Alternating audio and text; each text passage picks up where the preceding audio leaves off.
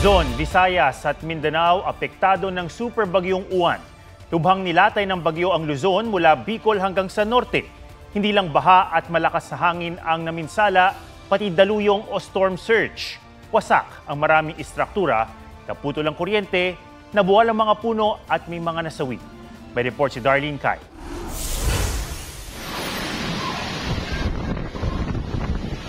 Hindi pa man nagla-landfall ang super bagyong Uwan, nagparamdam na ito ng bangis sa Catanduanes. Halos lamunin ng naglalakihang daluyong o storm surge ang mga bahay sa tabing dagat sa bayan ng Higmoto. Nagngangalit din ang dagat sa Virac. Zero visibility dahil sa lakas ng ulan. Ang hangin sumisipol. Kahit nasa dagat ang bagyo, hindi nito tinatantana ng Catanduanes at iba pang lugar sa Bicol.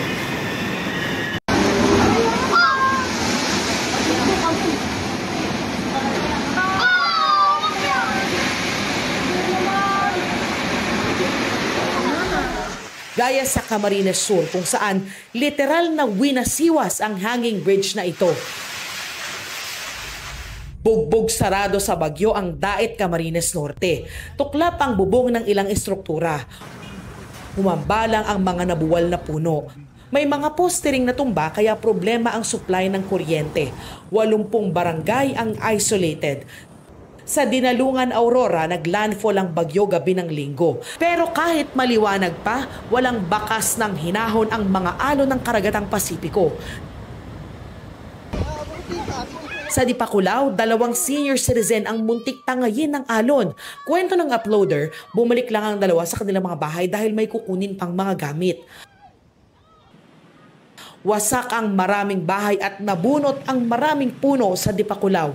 Stranded ang ibang motorista matapos wasakin ng malalaking alon ang malaking bahagi ng National Road.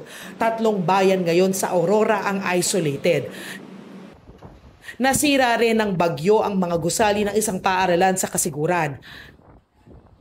Dagat ang panghatak ng mga turista sa Baler, pero dagat din ang sumira sa mga establishmento sa dinarayong Sabang Beach. Iniisip ko, kinokontrol ko lang para malakas ang loob ko. Dahil wala din po mangyayari pag iisipin mo na yung ganito ay. Ramdam hanggang dinapigay sa Bela ang storm surge. Na-wash out ang beachfront na ito. Tuluyan ding nasira ang bakod sa harapan. Humambalos din sa Santiago City ang malakas na hangin at mga pag-ulan. Tumambad ang mga nilipad na yero. Nagkalat ang mga putol na sanga at iba pang bagay na tinangay ng hangin. Maraming poste at kawad ang pinabagsak. 33 lungsod at bayan ang walang kuryente. Sa bayan ng Rojas, bubong na lang ng ilang bahay ang tanaw mula sa baha. Nababaha po kami lagi, sir, kaya lang hindi po ganito kalalim. Lubog at hindi na rin madaanan ng lahat ng overflow bridge gaya ng nasa Cauayan City. Sa monitoring ng Isabela PDRRMO, may baha sa 8 bayan sa lalawigan.